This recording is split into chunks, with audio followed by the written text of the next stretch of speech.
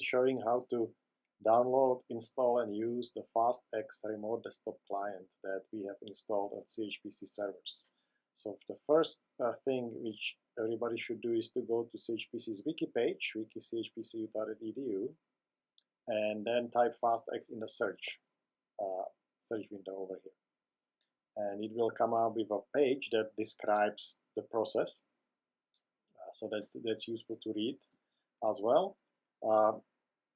First thing we want to do is to install FastX. So we have all the clients downloadable at this link. So when I go and click on it, I need to authenticate with my unit.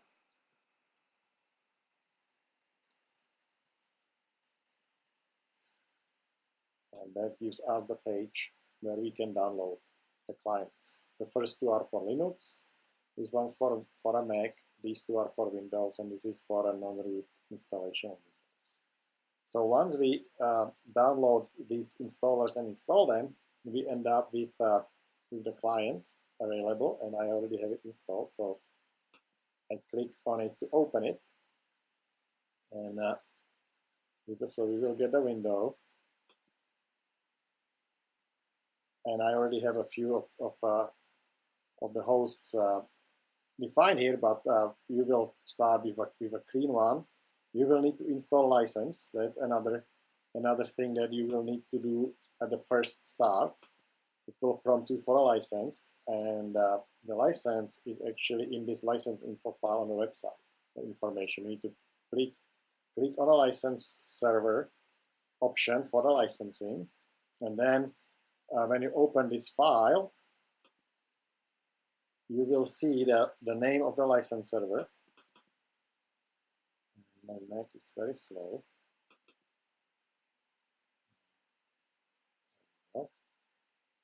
So the license server is flexvm inscc.edu, so that's that host name, and then the 5053 will be the port. So that will give us the license information. Then we want to define what server we want to go to, and we have general purpose machines for this remote desktop connection that are called Frisco. There is 8 of them, Frisco 1 through Frisco 8. The first 4 are for general applications. The second 4 are for more graphically intense applications using virtual GL acceleration. So I'm going to actually go to the number 5, to Frisco 5, just so we can look at how the virtual GL works. So first I'll name my session Frisco 5, and we need to type the IP or the host name of the machine. So that would be .chpc.edu, and then your username will be your unit. So this will be my unit. I save. So now we save the definition. In order to connect, you double click on it, and it will prompt you a password. And in the password, well, the first actually, yes. So first it will prompt you with the SSH authentication request. So you type yes that we want to authenticate using SSH, and then the second will be the password prompt. And the yes will be needed only at the first connection. You won't need to do it in subsequent connections. So now we type the password, and we are connected to the server. And I actually already have one here, so I'm going to connect it. And in order to start a new session, you have options here.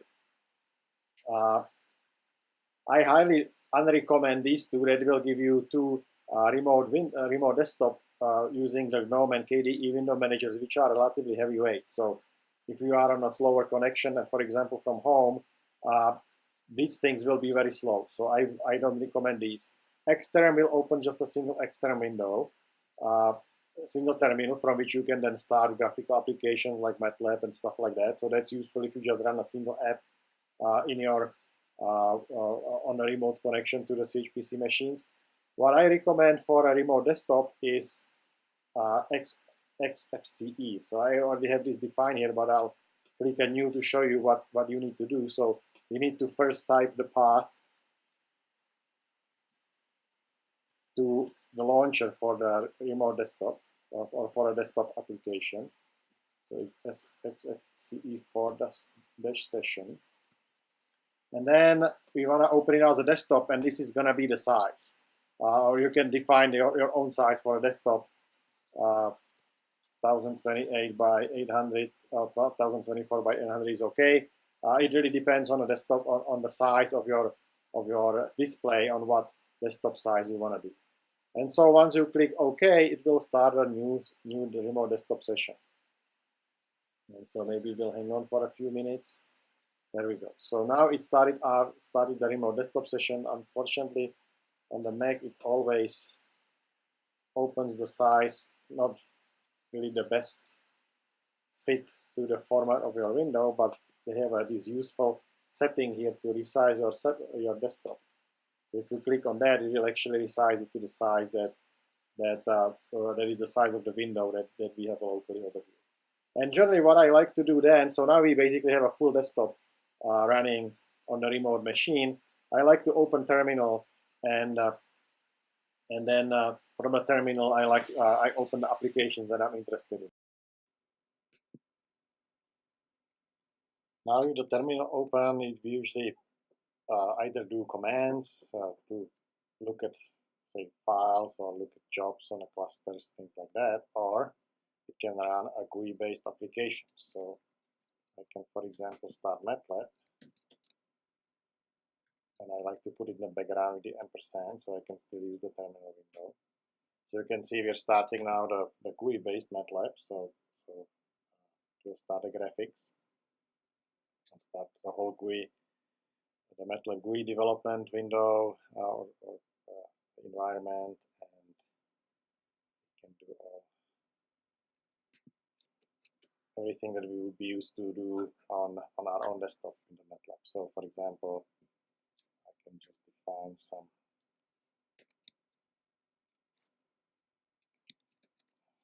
variables.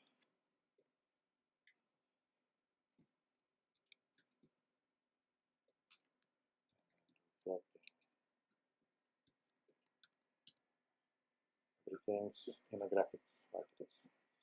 Now what we can also do is we can put our computer to sleep and wake it up again. So what I'm going to do, instead of putting to sleep, since I'm recording a video here, I'm going to close the FastX, and actually there's two windows. One is the actual remote desktop, and the other is the application itself. So I close everything. Now we can put the computer to sleep, wake it up again somewhere else, and then in order to reconnect to our remote desktop session, we need to open the FastX client again and reconnect to that server that we've been running our thing. So double click on the definition that I have and authenticate with the password.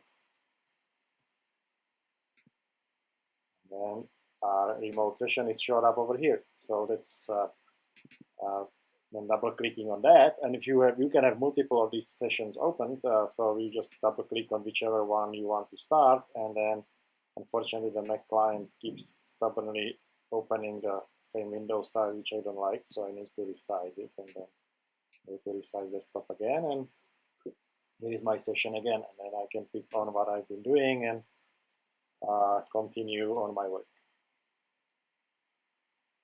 So that concludes the FastX tutorial. If you have any questions or problems, feel free to contact us at issues.chpc.com.